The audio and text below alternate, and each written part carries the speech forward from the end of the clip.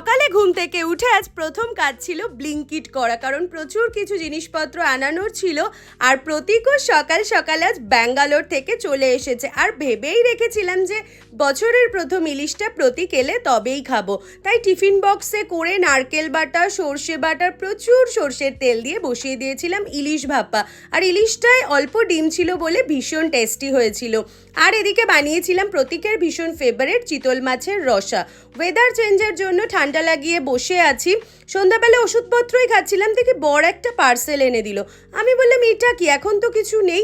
বললো ভুলে গেছো যে তোমার 10,000 সাবস্ক্রাইবার কমপ্লিট হয়ে গেছে, তাই একটা ছোট্ট গিফট। কিন্তু বিশ্বাস করো এটা কোনো ছোট গিফট না, এটা ছিল ডিজিটেকের মাইকের সেট। আর আমার মতো ছোট ইউটিউবারের কাছে এগুলো পুরো বরদান, তবে তোমাদের ছাড়া এটা কখনোই সম্ভব হতো না। Thanks to all my subscriber, আমাকে সব সময় এতটা সাপোর্ট আর ভালোবাসার জন্য। Thank you so much.